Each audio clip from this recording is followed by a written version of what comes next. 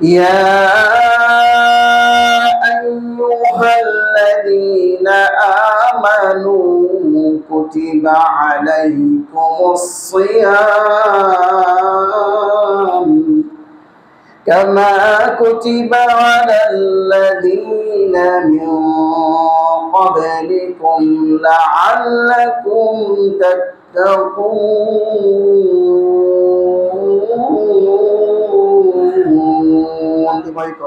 তুমি চাইলে পানি পান করতে পারতে, তুমি চাইলে আমি আল্লাহর অবাধ্য হতে পারতে, তোমাকে কেউ দেখতো না, কেউ কোনো বুঝার কোনো ক্ষমতা ছিল না, কিন্তু আমি আল্লাহ তাআলাকে যেহেতু ভয় করেছো, আমি আল্লাহর ভয়ে যেহেতু তুমি পান করো নাই, আমি আল্লাহর ভয়ে যেহেতু তুমি খাওয়া দাওয়া করো নাই, আমি আল্লাহর ভয়ে যেহেতু তুমি কোনো কিছু করো নাই, সুতরাং এই রোজার প্রতিদানটা আমি কোনো কিছু নির্ধারণ করিনি, ফাইন্নাহু আজজি বিহি, কাল কিয়ামতের ময়দানে আমি আল্লাহ নিজ হাতে তোমাকে তার পুরস্কারটা দিব।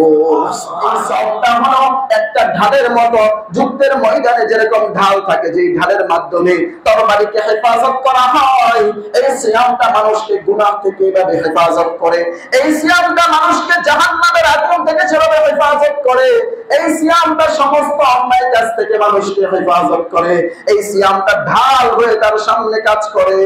এই জন্য আল্লাহ হাবিব সাল্লাল্লাহু আলাইহি ওয়াসাল্লাম বলেন, হে আমার উম্মতেরা তোমরা শোনো শোনো, এই সিয়ামটা যেভাবে তোমার জন্য ঢাল হিসাবে কাজ করে, সাবধান এই ঢালটাকে তোমরা ছিদ্র করে ফেলো না।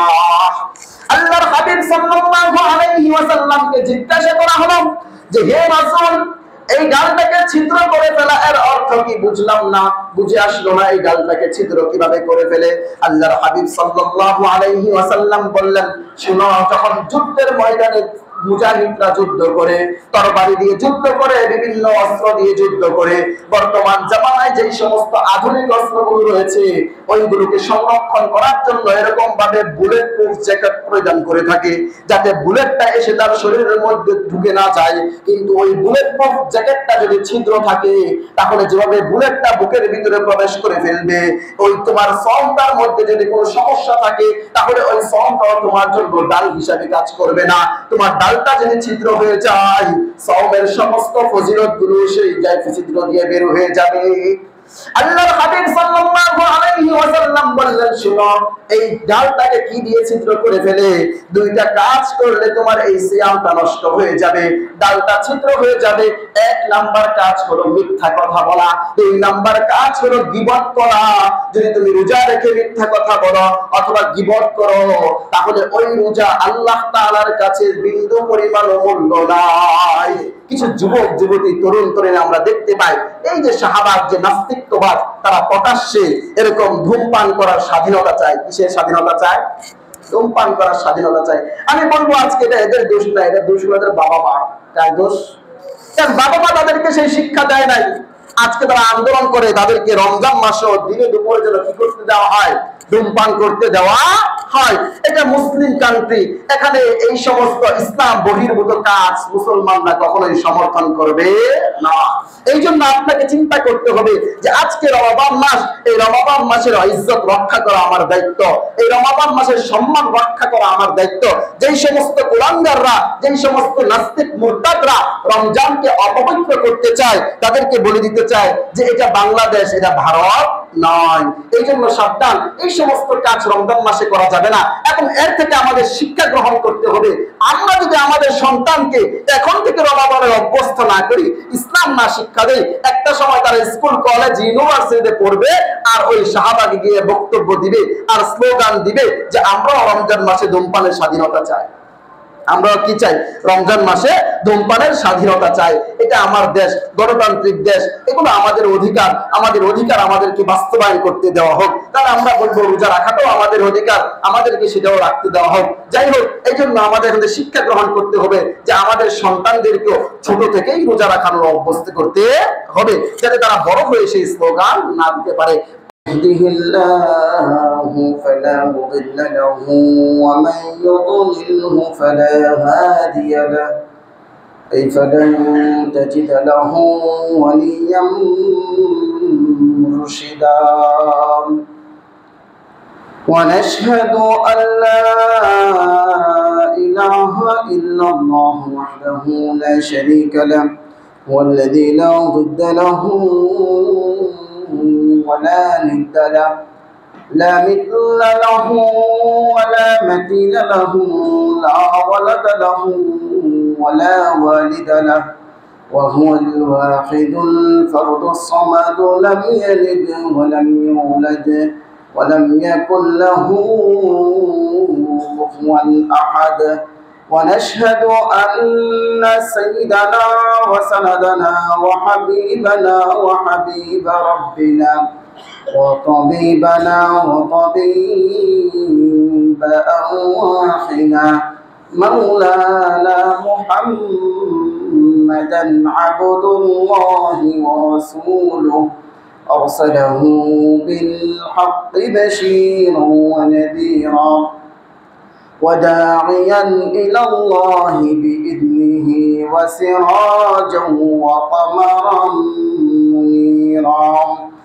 أما بعد فقد قال الله سبحانه وتعالى في كلامه المجيد وفي فرقانه الحميد أعوذ بالله من الشيطان الرجيم بسم الله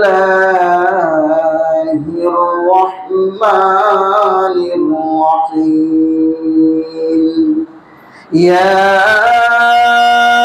أيها الذين آمنوا كتب عليكم الصيام كما كتب على الذين من قبلكم لعلكم تتقون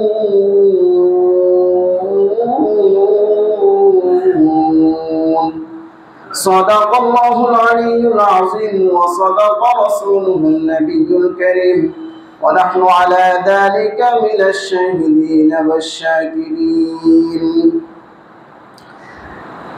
সকল প্রশংসা একমাত্র আল্লাহ তাআলার জন্য, যিনি আমাদেরকে সমস্ত কাজ থেকে ফারেক করে তার ঘর মসজিদে এসে বসার তৌফিক দান করেছেন।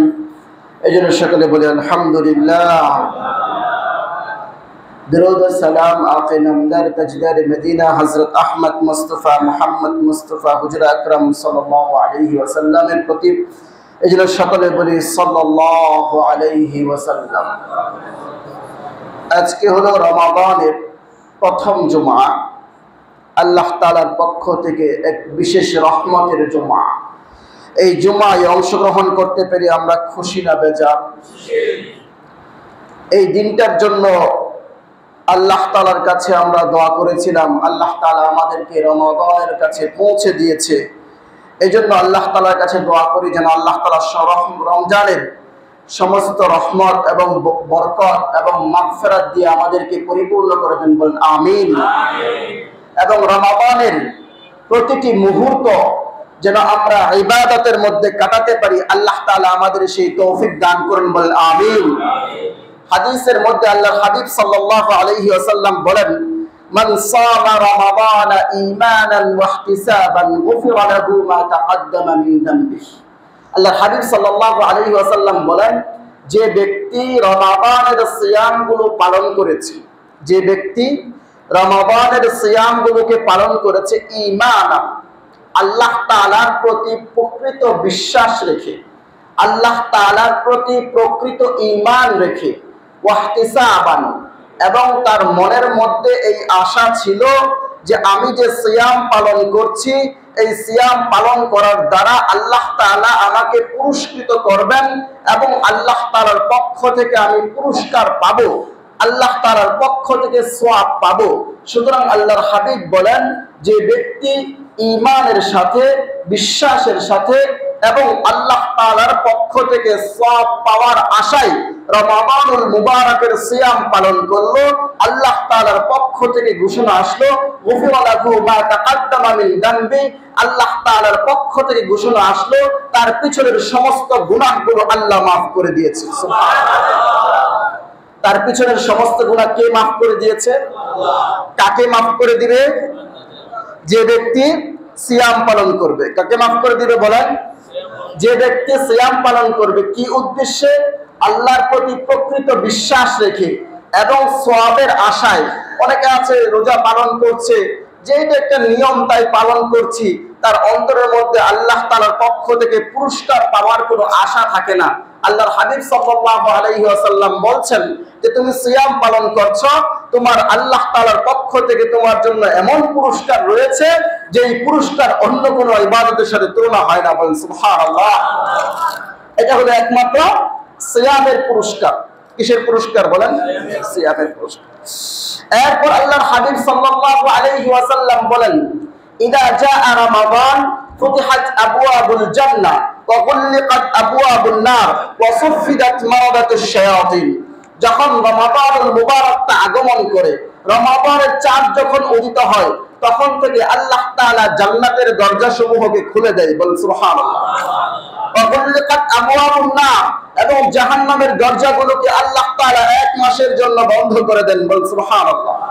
ওয়াসুফিদাত মারাদাতুশ শায়াতিন, এবং যেই সমস্ত অবাধ্য জিনগুলো আছে, যেই সমস্ত অবাধ্য শয়তানগুলো আছে, মানুষকে আল্লাহর ইবাদত থেকে বাধা দিত, ওই সমস্ত শয়তানগুলোকে আল্লাহ তাআলা শিকল দিয়ে আবদ্ধ করে ফেলে। সুবহানাল্লাহ। কি জন্য?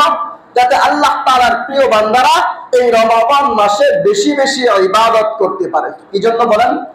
বেশি বেশি ইবাদত। কারণ রমজান মাসটা হলো মুসলমানের জন্য ইবাদতের মাস। এই রমাদান মাসটা হলো আল্লাহ তাআলার নৈকট্য পাওয়ার মাস। এই রমাদান মাসটা হলো আল্লাহ তাআলার সান্নিধ্য পাওয়ার মাস। এই রমাদান মাসটা হলো আল্লাহর পক্ষ থেকে রহমত পাওয়ার মাস।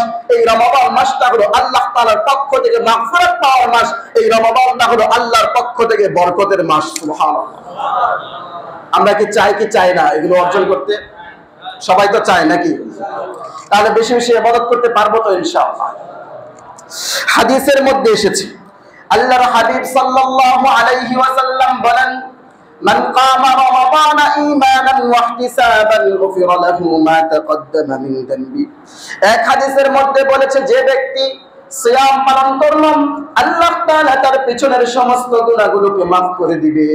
আর এক হাদিসের মধ্যে বলে মান কামা রমাদানা ঈমানান ওয়া ইহতিসাবা, যে ব্যক্তি রমাদানের মুবারকে সিয়াম পালন করল, তারপর রাতে দাঁড়িয়ে দাঁড়িয়ে সালাত আদায় করল, তারাবির সালাত আদায় করলো এবং তাহাজ্জুদের সালাত আদায় করলো, অন্যান্য সালাতগুলো আদায় করলো, আল্লাহ তাআলার পক্ষ থেকে ঘোষণা আসলো আল্লাহ তাআলা ওই ব্যক্তির সমস্ত গুনাহগুলোকে আল্লাহ তাআলা maaf করে দিবে। সুবহানাল্লাহ। কি বলেছে? মান কামা রমাদান ঈমানান ওয়া ইহতিসাবান। আর যে বলেছে মান সামা রমাদান, যে ব্যক্তি সিয়াম পালন করলো ঈমানান ওয়া ইহতিসাবান, বিশ্বাস রেখে এবং সওয়াবের আশায়, তার সমস্ত গুনাহ maaf করে দিয়েছে। এবং যে ব্যক্তি রাতে দাঁড়িয়ে দাঁড়িয়ে সালাত আদায় করলো, তারও কি করলো? আল্লাহ তাআলা সমস্ত গুনাহ maaf করে দিয়েছে। এই কামা রমাদানের উদ্দেশ্য হলো আমরা যে রাতে দাঁড়িয়ে দাঁড়িয়ে তারাবির সালাত আদায় করি, মুহাদ্দিসিনে কেরাম, মুফাসসিরিনে কেরাম ব্যাখ্যা করেছেন যে এটা দ্বারা উদ্দেশ্য কি? সেই তারাবির সালাত। আমরা সারাদিন ব্যস্ত থাকি, এই রাতটা আমরা অবসর হই, এই রাতে আমরা কি করি? এই তারাবির সালাতগুলো আদায় করে থাকি। আমরা দেখা যায় যে রমাদানুল মুবারকে এসে আমাদের সমাজে একটা কথা প্রচলন আছে, যে কথাটা কি? যে তারাবির সালাত কেউ 8 রাকাতও পড়তে পারে, কেউ 12 রাকাতও পড়তে পারে, কেউ 20 রাকাতও পড়তে পারে। এটা তারা হাদিস দ্বারা দলিল পেশ করে বিভিন্ন ভাবে, যে 8 রাকাতেরও হাদিস আছে, 12 রাকাতেরও হাদিস আছে, 20 রাকাতেরও হাদিস আছে। একটা বিষয় মনে রাখবেন, 8 রাকাতের যে হাদিসটা বর্ণিত হয় আম্মা জান আয়েশা রাদিয়াল্লাহু আনহা থেকে, যেটা বুখারী এবং মুসলিমের মধ্যে আছে, এই হাদিসটা তারাবির বিষয়ে আসে নাই, এই হাদিসটা এসেছে তাহাজ্জুদের বিষয়ে। কিসের বিষয়ে এসেছে? তাহাজ্জুদ কত রাকাত? 8 রাকাত। এখন তাদেরকে যদি আমি বলি যে এই হাদিসটা তো তাহাজ্জুদের বিষয়ে এসেছে, তারা বলবে না এটা তারাবির বিষয়ে এসেছে। তো তারাবির বিষয়ে যদি এসে থাকে হাদিসের মধ্যে এসেছে আল্লাহ রাসূল সাল্লাল্লাহু আলাইহি ওয়াসাল্লামকে জিজ্ঞাসা করা হয়েছিল যে হে রাসূলুল্লাহ আপনি রাতে কত রাকাত নামাজ পড়েন? আল্লাহর হাবিব সাল্লাল্লাহু আলাইহি ওয়াসাল্লাম এই 8 রাকাতের কথা বলেছে এবং আম্মা জান আয়েশা রাদিয়াল্লাহু আনহাকে জিজ্ঞাসা করেছিল যে রাসূল সাল্লাল্লাহু আলাইহি ওয়াসাল্লামের নামাজের রাকাত সংখ্যা কেমন ছিল, রাতে রাসূল কিভাবে সালাত পড়তেন? আম্মা জান আয়েশা রাদিয়াল্লাহু আনহা এই 8 রাকাতের কথা বলেছেন ফি সাওমিহি ওয়া ফি গায়রিহি। সেখানে বলা আছে রমাদানে এবং রমাদানের বাহিরে সেই 8 রাকাতের কথা বর্ণিত আছে, যেখানে আমরা দেখতে পাই যেই সমস্ত ভাইয়েরা এটাকে 8 রাকাত তারাবির কথা বলে তারা বলে যে রমজান মাসে এটা এসে তারাবি হয়ে যায় আর রমজানের পরে সেটা তাহাজ্জুদ হয়ে যায়। এটা কেমন কথা যে রমজানে এসে সেটা কি হয়ে যায়? তারাবি হয়ে যায়, আবার রমজানের বাহিরে এটা কি হয়ে যায়? এখন তাদের প্রতি প্রশ্ন, রমাদানে যদি এটা তারাবি হয়ে যায় তাহলে আপনার তাহাজ্জুদের সময় কি আরো 8 রাকাত তাহাজ্জুদ পড়েন কিনা? ওই তাহাজ্জুদ কি আপনি না করবেন কিনা? তারা বলে যে না, ওই তাহাজ্জুদও পড়তে হবে। এবং আমরা জানি যে কাবা, মক্কা মুকাররমা এবং মদিনাতুল মুনাওয়ারার মধ্যে তারাবিও করা হয় এবং শেষ দশকে শেষ 10 রমজানে আবার কিয়ামুল লাইল হিসাবে তাহাজ্জুদও করা হয় 8 রাকাত। যারা এই হাদিসটা দিয়ে 8 রাকাতের পক্ষে দলিল সাব্যস্ত করতে চায় তারা যদিও বলে যে রমাদান আসার কারণে সেই তাহাজ্জুদটা তারাবি হয়ে যায়, তাহলে তারা এই প্রশ্নের কি উত্তর দিবে যে রমাদানে তো আমরা তারাবিও করছি আবার তাহাজ্জুদও করছি, তাহলে আপনারা যারা তাহাজ্জুদ পড়েন তাহলে আপনার তারাবির পড়ার প্রয়োজন নেই, যারা তারাবি পড়েন তাদেরকে তাহাজ্জুদ পড়তে না করেন যে আপনাদের তাহাজ্জুদ পড়ার প্রয়োজন নেই। অথচ আমরা কিয়ামুল লাইলও পড়ে থাকি, তাহাজ্জুদও করে থাকি, উভয়টাকেই বলে থাকি।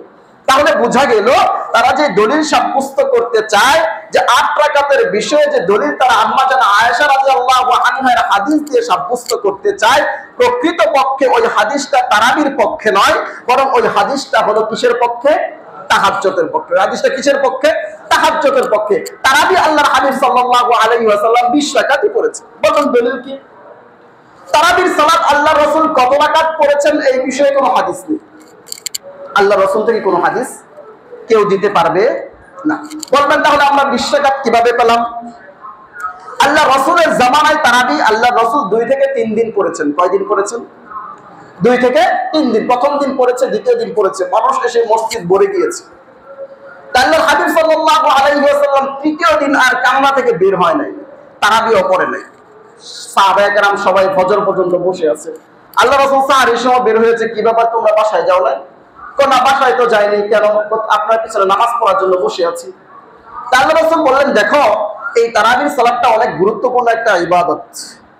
আমি আশঙ্কা করছি তোমরা যেভাবে আগ্রহ প্রকাশ করছো আর যেভাবে এটার মধ্যে অংশগ্রহণ করছো, এটা যদি আমি কন্টিনিউ করি তাহলে আল্লাহ তাআলা হয়তো এটাকে ফরজ করে দিতে পারে।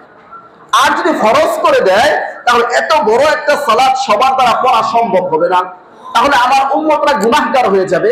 এই জন্য আমি আর পড়তে আসি নাই, যেহেতু এটা একটা সুন্নাত নামাজ, এটার প্রতি বেশি গুরুত্ব আমি দিইনি। আল্লাহ রাসূল যখন চলে গেলেন, আল্লাহ রাসূলের জামানায় পরে হযরত আবু বকর রাদিয়াল্লাহু আনহু খলিফা হয়েছে। আবু বকর রাদিয়াল্লাহু আনহু জামানাও চলে গিয়েছে। পরবর্তীতে হযরত ওমর রাদিয়াল্লাহু আনহু খলিফা হলেন। পরবর্তী কি হলেন? আবু বকরের পরে কে খলিফা হয়েছে? হযরত ওমর রাদিয়াল্লাহু আনহু, যিনি অর্ধ জাহানের বাদশা ছিলেন, যিনি কি করেছেন? পুরো অর্ধ বিশ্ব শাসন করেছেন, প্রায় 12 বছরের উপরে রাজত্ব করেছেন, খেলাফত প্রতিষ্ঠা করেছেন। হযরত ওমর রাদিয়াল্লাহু আনহু দেখলেন যে মসজিদে নববীর মধ্যে কিছু সাহাবী একদল এখানে আরেক দল ওইখানে কিছু জামাতবদ্ধ হয়ে কিছু কিছু মানুষ সালাত আদায় করে। তো ওমর রাদিয়াল্লাহু আনহু জিজ্ঞাসা করলেন কি ব্যাপার, তোমরা কেন এরকম সালাত আদায় করছো? এটা কোন সালাত? তারা বললেন যে এটা আমরা রাসূলের পিছনে পড়েছিলাম, সেই তারাবি সালাত আমরা আদায় করছি। তা ওমর রাদিয়াল্লাহু আনহু চিন্তা করলেন যে এভাবে আলাদা জামাতবদ্ধ না হয়ে যদি সবাইকে একটা জামাত করে দেই তাহলে একটা সুন্দর পরিবেশ তৈরি হবে, আর সবাই মিলে একটা জামাতের মধ্যে কোরআন তেলাওয়াত শুনতে পারবে, সবাই মিলে একটা জামাতের সাথে সালাত আদায় করতে পারবে। তো ওইখানে যে সাহাবীরা ছিল এরা কার পিছনে নামাজ পড়েছিল বলেন? রাসূলের পিছনে। কার পিছনে? রাসূলের পিছনে। ওইখানে একজন কারি ছিল যার তেলাওয়াত আল্লাহ তাআলা নিজে শুনতে চেয়েছিলেন, তার নাম ছিল উবাই ইবনে কাব রাদিয়াল্লাহু আনহু। কি নাম তার? উবাই ইবনে কাব রাদিয়াল্লাহু আনহু, ওমর রাদিয়াল্লাহু আনহু কিন্তু খলিফা ছিলেন, চাইলে তিনি নিজে পড়াতে পারতেন, কিন্তু উনি নিজে না পড়ায়া উবাই ইবনে কাব রাদিয়াল্লাহু আনহুকে ইমাম বানালেন। আর সেই উবাই ইবনে কাব রাদিয়াল্লাহু আনহু সমস্ত সাহাবীদেরকে নিয়ে মসজিদে নববীর মধ্যে সালাত আদায় করলেন, তারাবির সালাত। ওই সময় উবাই ইবনে কাব রাদিয়াল্লাহু আনহু 20 রাকাত তারাবির সালাত আদায় করেছিলেন। সুবহানাল্লাহ।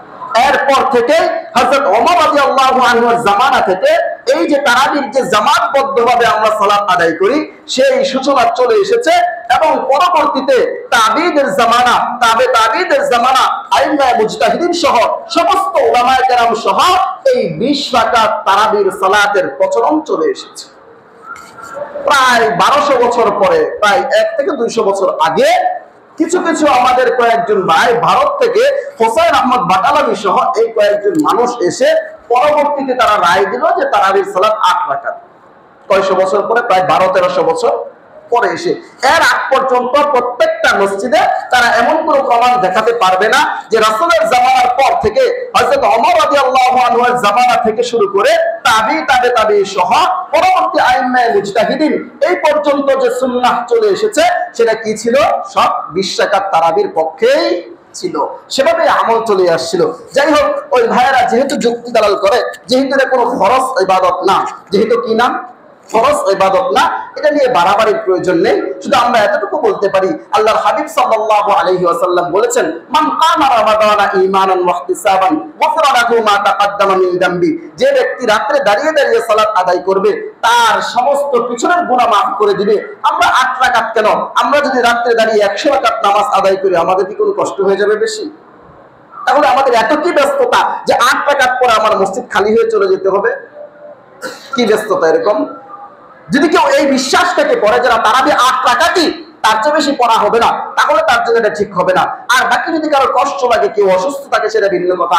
কিন্তু আমার কথা হলো, আপনি 8 রাকাত পরে কেন চলে যাচ্ছেন? এই রমাদানটাকে আপনি আরো পাবেন, এই যে কোরআন তেলাওয়াতের খতমটাকে আপনি আরো পাবেন। নিজে নিজে কি একটা খতম আপনি দিতে পারবেন? এই বরকতময়, এই রহমতের মাস, এই মাগফিরাতের মাস যতক্ষণ পর্যন্ত আপনার সালাতের মধ্যে আছেন, ততক্ষণ পর্যন্ত আল্লাহর পক্ষ থেকে ঘোষণা আসছে, আল্লাহুম্মা গফির লাহু, আল্লাহুম্মা রহমহু। হে আল্লাহ, তুমি এই ব্যক্তিকে ক্ষমা করে দাও, এই ব্যক্তির উপর তুমি রহম করো, এই ব্যক্তির উপর তুমি মাগফিরাত নাজিল করতে থাকো। সুবহানাল্লাহ। তাহলে এই বরকতময় কাফেলা থেকে আপনি কেন চলে যাবেন? বাহিরে গেলেই তো মোবাইল নিয়ে বসে যাব, বাহিরে গেলেই তো আড্ডা নিয়ে বসে যাব, বাহিরে গেলেই তো বিভিন্ন গল্প করব, বিভিন্ন আড্ডায় আমরা মত্ত হয়ে যাব। কিছুক্ষণের জন্য মসজিদে আসি, কিছুক্ষণের জন্য আল্লাহ তাআলার সামনে আসি। আল্লাহ তাআলা কতটা খুশি হয়ে যান যখন বান্দা তার কুদরতি পায়ে সিজদা করে। আল্লাহ তাআলা ফেরেশতাদের সামনে শুকরিয়া আদায় করতে থাকেন, এবং যখন সূরা ফাতিহা আমরা তেলাওয়াত করি, আল্লাহ তাআলা উত্তর দিতে থাকেন। যখন আমরা বলি আলহামদুলিল্লাহি রাব্বিল আলামিন, আমার আল্লাহ বলে হামিদানি আব্দি, আমার বান্দা আমার প্রশংসা করেছে। যখন আবার বলি আর রহমানির রহিম, আমার বান্দা আল্লাহ তাআলা বলেন মাজ্জাদানি আব্দি আসনা আলাইয়া আব্দি। এরকম ভাবে আল্লাহ তাআলা উত্তর দিতে থাকে বান্দার কথায়। এক পর্যায়ে আল্লাহ তাআলা বলতে থাকে হাদা বাইনি ওয়া বাইনা আব্দি, আর এটা হলো আমার মাঝে এবং আমার বান্দার মাঝে। আমার বান্দা আমার কাছে যা চাইবে, আমি আল্লাহ তাকে তাই দিয়ে দিব। সুবহানাল্লাহ। এটা হলো সেই বরকতময় সালাত। এই সালাতটাকে বাদ দিয়ে আমরা কেন চলে যাই? এই সালাতটাকে বাদ দিয়ে আমরা কেন চলে যাই? এরকম রমাদান আর পাবো না। এই রমাদান হতে পারে আমার জীবনের শেষ রমাদান। এই জন্য আল্লাহর হাবিব সাল্লাল্লাহু আলাইহি ওয়াসাল্লাম বলেন আলাইকা বিসিয়াম ফাইন্নাহু লা মিথলা লাহু। এই যে রমাদান মাসটা, এই সিয়াম সাধনাটা, এটাকে তোমরা ভালোভাবে আঁকড়ে ধরো। ফাইন্নাহু লা মিথলা লাহু, এই রমাদানের ব্যতিক্রম, এর সাথে আর কোনো ইবাদতের কোনো তুলনা হয় না। এরপর আল্লাহর হাবিব সাল্লাল্লাহু আলাইহি ওয়াসাল্লাম বলেন হাদিসে কুদসির মধ্যে আল্লাহ তাআলা বলেন কুল্লু আমাল ইবনি আদম লাহু ইল্লা সাওম ফাইন্নাহু লি ওয়া আনা আজজি বিহি। আল্লাহ তাআলা বলেন, হে আমার বান্দারা শোনো, তোমরা যত ইবাদত বندگی গুলো করো না কেন, যত সালাত আদায় করো না কেন, যত যাকাত আদায় করো না কেন, সমস্ত ইবাদতের একটা লিমিট রয়েছে, তাদের প্রতিদান দেওয়ার একটা লিমিট রয়েছে। কিন্তু সিয়ামটা যেহেতু আমার জন্য, আমি আল্লাহকে ভয় করো। তুমি চাইলে পানি পান করতে পারতে, তুমি চাইলে আমি আল্লাহর অবাধ্য হতে পারতে, তোমার তোমাকে কেউ দেখতো না, কেউ কোনো বুঝার কোনো ক্ষমতা ছিল না, কিন্তু আমি আল্লাহ তাআলাকে যেহেতু ভয় করেছো, আমি আল্লাহর ভয়ে যেহেতু তুমি পান করো নাই, আমি আল্লাহর ভয়ে যেহেতু তুমি খাওয়া দাওয়া করো নাই, আমি আল্লাহর ভয়ে যেহেতু তুমি কোনো কিছু করো নাই, সুতরাং এই যুজার প্রতিদানটা আমি কোনো কিছু নির্ধারণ করিনি। ফাইন্নাহু আজজি বিহি, কাল কিয়ামতের ময়দানে আমি আল্লাহ নিজ হাতে তোমাকে তার পুরস্কারটা দিব। সুবহানাল্লাহ। এটা কোনো সাধারণ ইবাদত না, এই সিয়ামটা হলো একটা সাধনা, যে সিয়ামটা আল্লাহর হাবিব সাল্লাল্লাহু আলাইহি ওয়াসাল্লাম করেছেন। সমস্ত সাহাবায়ে কেরাম যে সিয়াম পালন করেছেন, আল্লাহ তাআলা বলেন, শুনো শুনো, এই সিয়ামটা শুধু তোমাদের প্রতি আমি ফরজ করি নাই, পূর্ববর্তী যত নবী ছিল, পূর্ববর্তী যত উম্মত ছিল, সমস্ত উম্মতের জন্য আমি এই সিয়ামটাকে ফরজ করেছিলাম। কেন ফরজ করেছিলাম জানোনি?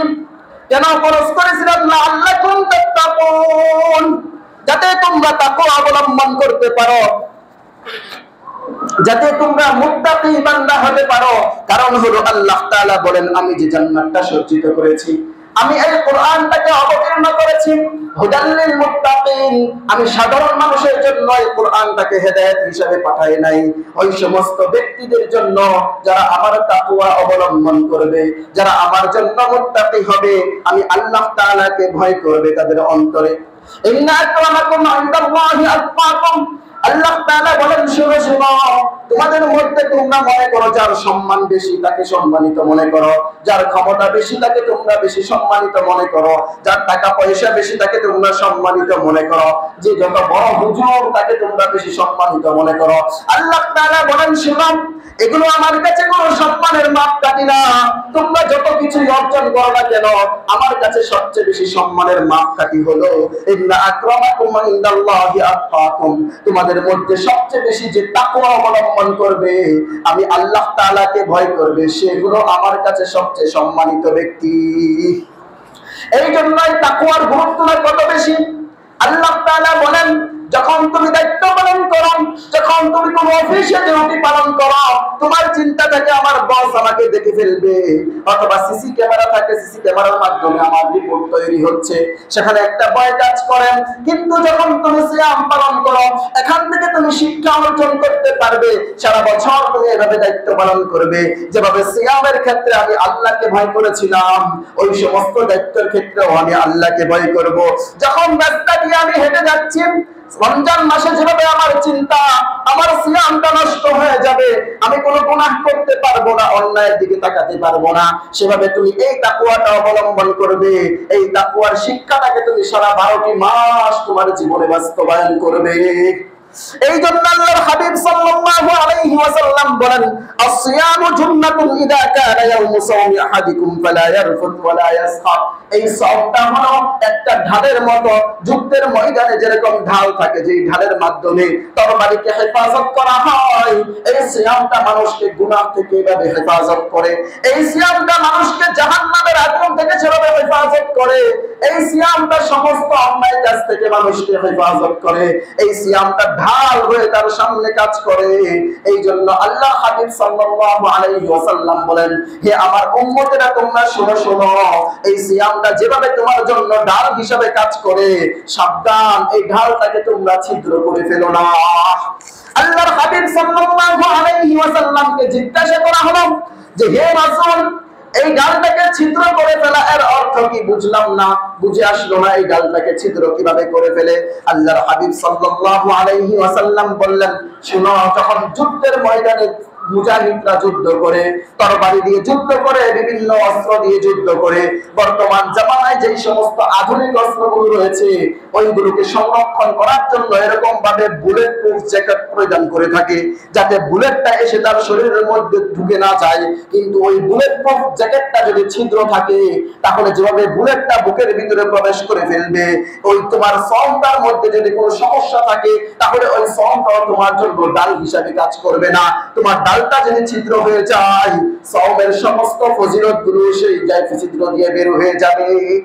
আল্লাহর হাবিব সাল্লাল্লাহু আলাইহি ওয়াসাল্লাম বললেন, শুনো, এই ডালটাকে কি দিয়ে ছিদ্র করে ফেলে? দুইটা কাজ করলে তোমার এই সিয়ামটা নষ্ট হয়ে যাবে, ডালটা ছিদ্র হয়ে যাবে। এক নাম্বার কাজ হলো মিথ্যা কথা বলা, দুই নাম্বার কাজ হলো গীবত করা। যদি তুমি রোজা রেখে মিথ্যা কথা বলো অথবা গীবত করো, তাহলে ওই রোজা আল্লাহ তাআলার কাছে বিন্দু পরিমাণ মূল্য নাই। আরেক হাদিসের মধ্যে আল্লাহর হাবিব সাল্লাল্লাহু আলাইহি ওয়াসাল্লাম বলেন, যে ব্যক্তি রোজা রাখলো এরপর মিথ্যা কথা ছাড়তে পারলো না, গীবত ছাড়তে পারলো না, আল্লাহ তাআলা বলেন ওই ব্যক্তির রোজা আমার কোনো দরকার নেই। তার সারাদিন না খেয়ে থাকা, পানি না পান করা, এই যে সে কষ্ট করলো, এটা কেবলমাত্র সে উপবাস থাকলো, এটাকে সিয়াম বলে না। এই সিয়ামের মূল্য আমি আল্লাহর কাছে নাই। এই জন্য আল্লাহর হাবিব সাল্লাল্লাহু আলাইহি ওয়াসাল্লাম বলেন, ফালা ইয়ারফুত ওয়ালা ইয়াফসুক, কোনো গুনাহ করতে পারবে না, কোনো ঝগড়া বিবাদে লিপ্ত হতে পারবে না, কারো গীবত করতে পারবে না, কখনো মিথ্যা কথা বলতে পারবে না। তুমি যদি চাও তোমার সিয়ামের পরিপূর্ণ ফজিলত পাইতে, তাহলে তুমি সারাদিন চুপ থাকবে অথবা কোরআন তেলাওয়াত করবে, আল্লাহর তাসবিহ তাহলিল করবে, অযথা অনর্থক কথা বলবে না। কারণ অযথা অনর্থক কথা যখন বলবে তখন তোমার দ্বারা গুনাহ হয়ে যাওয়ার সম্ভাবনা রয়েছে, তোমার মুখ দিয়ে মিথ্যা কথা বের হয়ে যাওয়ার সম্ভাবনা রয়েছে।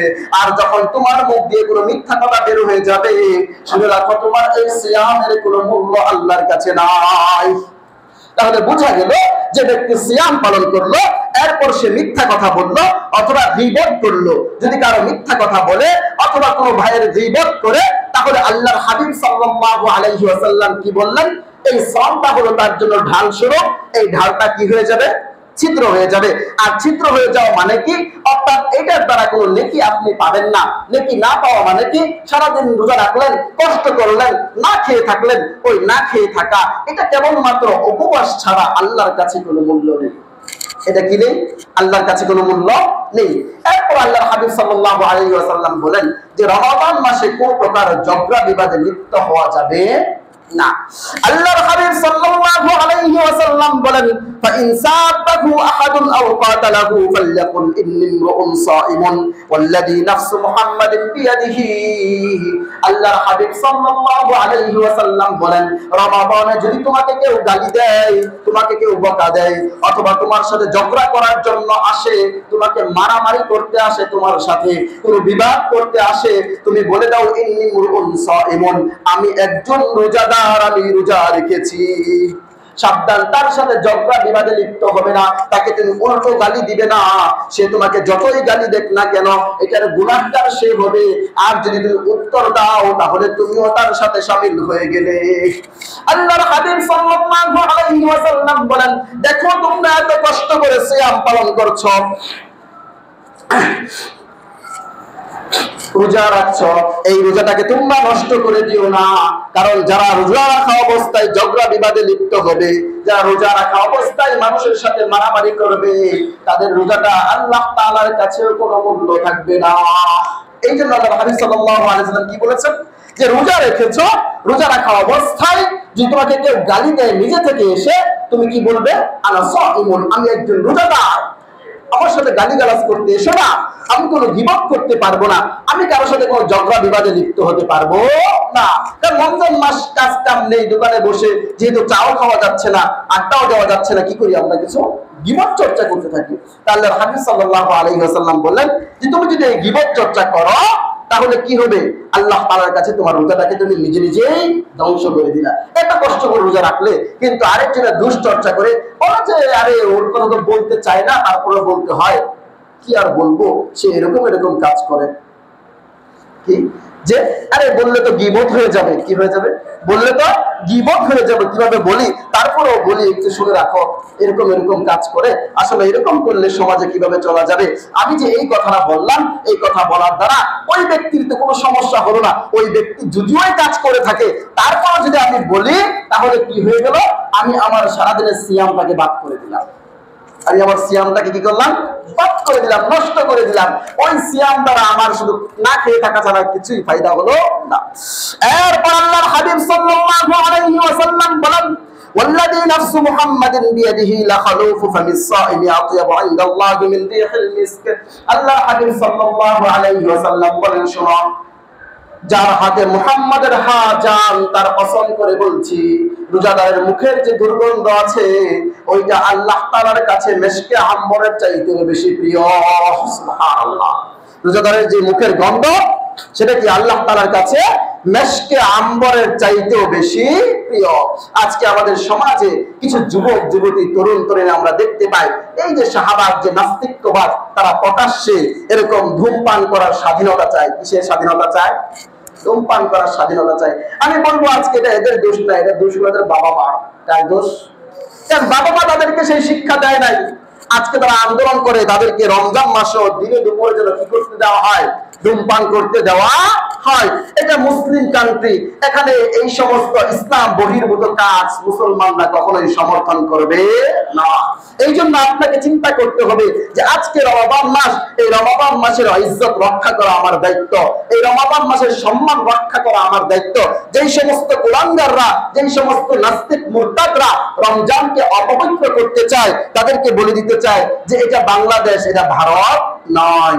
এই জন্য সাবধান, এই সমস্ত কাজ রমজান মাসে করা যাবে না। এখন এর থেকে আমাদের শিক্ষা গ্রহণ করতে হবে। আমরা যদি আমাদের সন্তানকে এখন থেকে রমাদানের অভ্যস্ত না করি, ইসলাম না শিক্ষা দেই, একটা সময় তারা স্কুল, কলেজ, ইউনিভার্সিটিতে পড়বে আর ওই শাহবাগে গিয়ে বক্তব্য দিবে আর স্লোগান দিবে যে আমরাও রমজান মাসে ধূমপানের স্বাধীনতা চাই। আমরা কি চাই? রমজান মাসে ধূমপানের স্বাধীনতা চাই। এটা আমার দেশ, গণতান্ত্রিক দেশ, এগুলো আমাদের অধিকার। আমাদের অধিকার আমাদেরকে বাস্তবায়ন করতে দেওয়া হোক। তাহলে আমরা বলবো রোজা রাখাটাও আমাদের অধিকার, আমাদেরকে সেটাও রাখতে দেওয়া হোক। যাই হোক, এই জন্য আমাদের শিক্ষা গ্রহণ করতে হবে যে আমাদের সন্তানদেরকেও ছোট থেকেই রোজা রাখানোর অভ্যস্ত করতে হবে, যাতে তারা বড় হয়ে সেই স্লোগান না দিতে পারে। আল্লাহ তাআলা আমাদের সকলকে তৌফিক দান করুন। আমিন। ওয়া আখিরু দাওয়ানা আলহামদুলিল্লাহি রাব্বিল আলামিন। যারা সুন্নাত পড়বে সুন্নাত পড়বে।